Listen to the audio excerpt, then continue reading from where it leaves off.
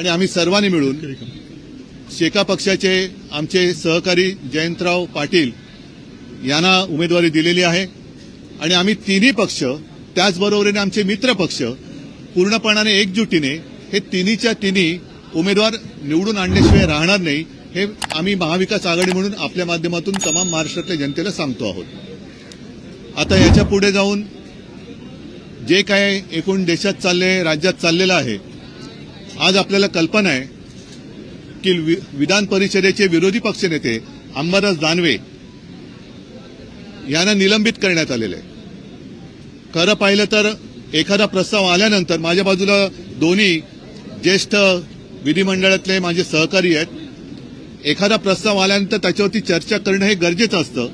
दुसरी बाजू मांडू देणं हे लोकशाहीसाठी आवश्यक असतं आणि त्याच्यानंतर हा निर्णय अपेक्षित असतो। ठीक आहे, निलंबन करायचं की नाही करायचं हा निर्णयाचा अधिकार हा अध्यक्ष महोदय किंवा सभापतींचा असतो, पण त्याच्यासाठी एकतर्फी निर्णय एका कोणाकडनं तरी मागणी झाली म्हणून निर्णय घेतला हे लोकशाहीला घातक आहे, लोकशाहीला मारक आहे आणि हा लोकशाही विरोधी निर्णय। खरं म्हणजे अंबादासनं सुद्धा बाजू मांडू देण्याची एक वेळ द्यायला पाहिजे होती, ती दिली गेली नाही। आमच्याकडनं कोणालाही बोलू दिलं गेलं नाही आणि जणू काही सगळं ठरवूनच हे षडयंत्र रचून विरोधी पक्षनेत्याला निलंबित केलं गेले हे असं कदाचित महाराष्ट्राच्या इतिहासामध्ये पहिल्या प्रथम झालं असेल। आणि हा सगळा जो काय अन्याय आहे हा अन्याय महाराष्ट्रातली जनता डोळे उघडे ठेवून पाहते आहे। एकूणच काय की काल जो आमचा विजय दणदणीत झालेला आहे तो झाकळून टाकण्यासाठी हा एक निर्णय त्यांनी घेतला, म्हणजे कालच्या आमच्या विजयाच्या बातम्या मागे पडतील आणि ह्या निर्णयाची चर्चा होईल। तसंच जो एक त्यांनी बोगस अर्थसंकल्प मांडलेला आहे त्याची चिरफाड व्हायला आता सुरुवात झाली।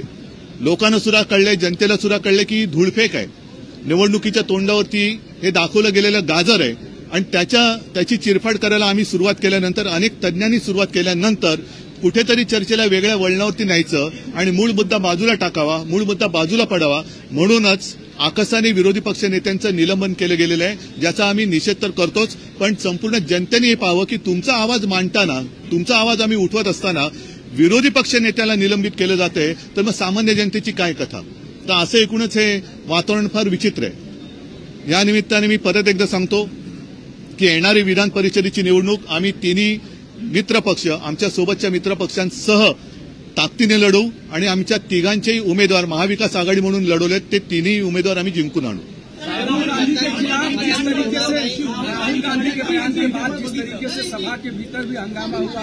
ठीक आहे, पहिलं मराठीत बोलू। काल मग जर असं जर बघायला गेलं तर काल एकूण जो ठराव विधान परिषदेत आणू इच्छित होते तो ठरावच मुळात चुकीचा होता। कारण आमच्या विरोधी पक्षनेत्यांनी आपल्या काय त्यांनी प्रश्न विचारला की तो जो काही ठराव आणू इच्छित आहे त्याचा या सभागृहाशी संबंध काय। बरं, हेही बाजूला ठेवा, पण मुळामध्ये राहुलजी काय बोलले होते, त्यांनी खरंच हिंदुत्वाचा अपमान केला का? मी स्वतः ते भाषण पाहिलेलं आहे। हिंदुत्वाचा अपमान आमच्यापैकी कोणी करणार नाही आणि कोणी सहन करणार नाही। काल राहुलजींनी सांगितलं की भाजप म्हणजे हिंदुत्व नाही, भाजप म्हणजे फक्त संपूर्ण देशात भाजप म्हणजेच हिंदू, हे माझंही ठाम मत आहे। मी मागे सांगितलंय की मी भाजपला सोडलंय, हिंदुत्व सोडलं नाही, हिंदुत्व सोडणं कदापि शक्य नाही। आणि त्या अपुऱ्या माहितीच्या आधारावरती तुम्ही राहुलजींच्या निषेधाचा ठराव करू इच्छित होता। मग माझं म्हणणं असं आहे की पुढचा ठराव आपण आणला पाहिजे।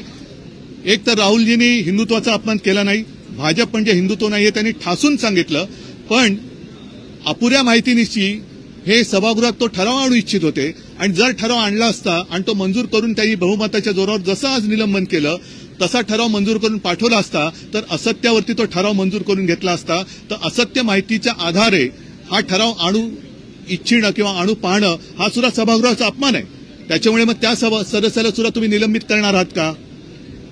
आणि मग मी असं म्हणेन जो विषय घडलाच नाही, हिंदुत्वाचा अपमान झालाच नाही, मग मी सभागृहाला दोन्ही सभागृहांना माझी विनंती राहील की लोकसभेमध्ये म्हणजे आपल्या देशाचं लोकशाहीतलं सर्वोच्च मंदिर तिथे जय संविधान बोलल्यानंतर काही जणांना मिरच्या झोंबल्या, तर ज्यांना जय संविधान बोलल्याबद्दल मिरच्या झोंबल्यात त्यांचा निषेधाचा ठराव मी तर जाहीर त्यांचा निषेध इकडे करतोय, पण सभागृहांनी सुद्धा दोन्ही सभागृहांनी तो ठराव मांडावा आणि जाहीरपणाने आम्ही जय संविधान बोलायला ज्यांचा विरोध आहे त्यांचा निषेध करतो असा ठराव मंजूर करून लोकसभेत तो पाठवावा.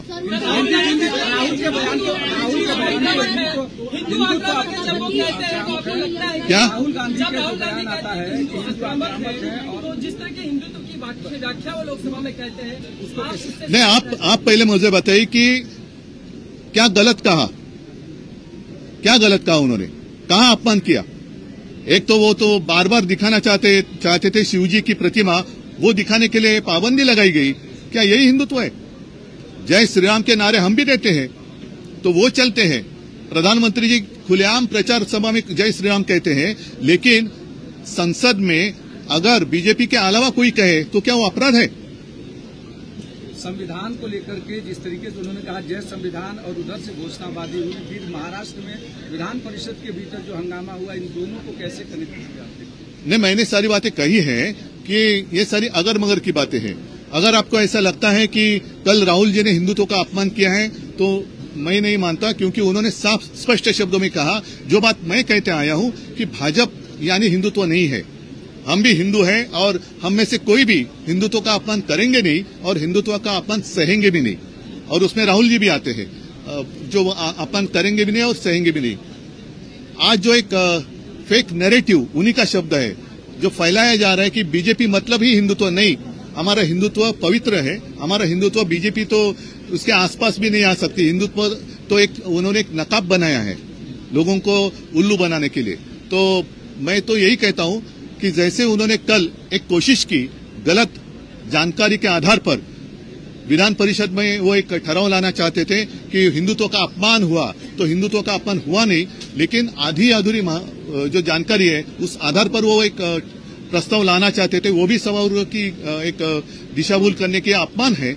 और साथ ही मैं यही कहता हूं कि लोकसभा में कुछ लोगों ने अपनी शपथ के समय जय संविधान का नारा दिया तो उनको रोका गया या उसके ऊपर आपत्ति जताई गई. तो जय संविधान कहना कब से गुनाह हो गया और इसलिए मैं तो खुलेआम उसका निषेध तो कर ही रहा हूं. मेरी विनती है दोनों जो हमारे सभागृह है कि आप भी जो कुछ वहां हुआ जय संविधान कहने पर आपत्ति जताई उनका निषेध करने का प्रस्ताव लाएं और वो मंजूर कर लोकसभा में भेजें.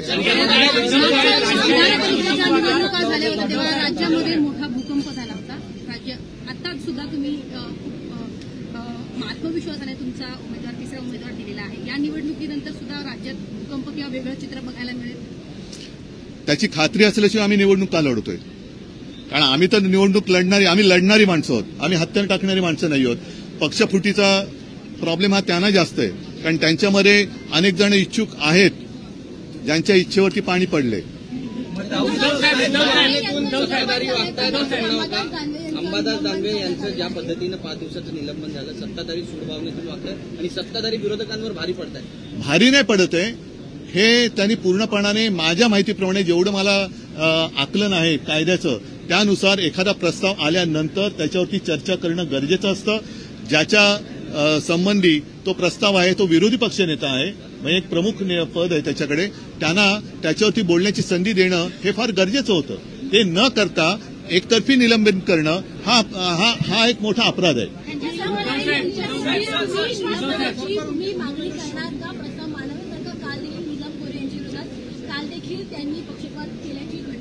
नाही, मग मी एक सांगतो, अंबादासजींबद्दल आक्षेप काय सांगा, का निलंबन केले सांगा जरा. मी नव्हतो सभागृहात. बरोबर आहे. त्याच्याबद्दल मी पक्षप्रमुख म्हणून मी महाराष्ट्रातल्या माता भगिनींची माफी मागायला तयार आहे आणि मी मागतो, कारण आम्हाला त्यांच्याबद्दल आदर आहेच.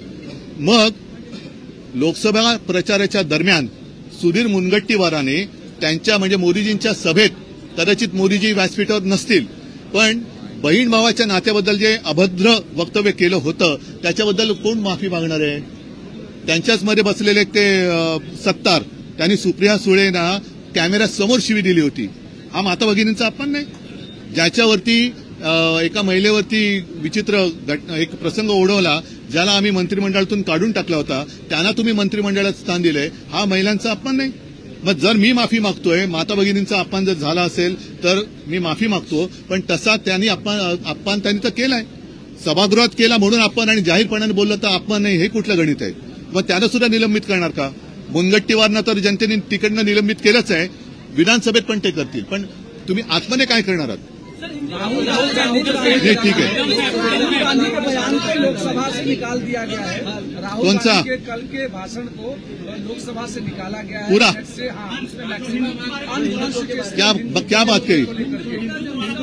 क्या बात कही? उन्होंने जो कहा था कि हिंदू जो है वो आक्रामक है. नहीं, ऐसी बात कही नहीं थी उन्होंने. और उन्होंने यही कहने की कोशिश की थी या कही थी बात कि हिंदुत्व का मतलब दूसरे धर्म का अपमान करना नहीं है. जो मेरे पिताजी कहते थे, जो मेरे दादाजी कहते थे कि हम हिंदू तो हैं, हमें भाजपा हिंदुत्व ना सिखाए, नहीं तो भाजपा की पूरी कुंडली जो है, जन्म कुंडली, वो उनको पहले पढ़ाई करनी चाहिए. कहां से शुरू हुई उनकी बात, जनसंघ की स्थापना कैसे हुई, उसके पहले क्या थी, वो सारी बातें निकालनी होगी. निमित्त से वादा सेट का नैरेटिव सेट करने की कोशिश कर रही है कि जो महिलाओं का अपमान जो है सभागृह में किया गया. जो बात मैंने कही कि खुलेआम गाली गलौज करने वाले लोग आज भी आपके कैबिनेट में हैं, तो वो कैसे चलते आपको? ये मेरा हिंदुत्व नहीं है. अगर कल मैं सभागृह में नहीं था, कल अगर गलती से या कुछ भी अंबादास जी ने कुछ गलत कहा होगा महिलाओं के बारे में, तो उसके लिए मैं माफी मांगता हूं. लेकिन सामने से म्हणजे शिवसेना भवनवरती चाल करून येणारी माणसं, हे बोलणारी भाषा करणारी माणसं जर तुमच्याकडे बोट दाखवून अपमान करतात, काय संबंध आहे? तुम्ही सभापतींकडे मागणी करा. त्या सगळ्या प्रकरणामध्ये अंबादास काय जबाबदार आहे? तुम्ही सभापतींकडे सांगायला पाहिजे होतं. नहीं, आप कुछ भी करें तो प्रजातंत्र है और हम कुछ भी करें तो अपराध है, ये बात नहीं चलेगी. ठीक आहे, चला. मला वाटतं 3 उमेदवार दिले आहे, संख्याबळ तसं पुरेसं नाहीये. जुळवाजुळव कशी होणार, मला सोडून दिलेले प्रेम दाखवणार का या विधान? या सगळ्या गोष्टी निकाल लागल्यानंतर तुम्हाला कळेल. चला, धन्यवाद.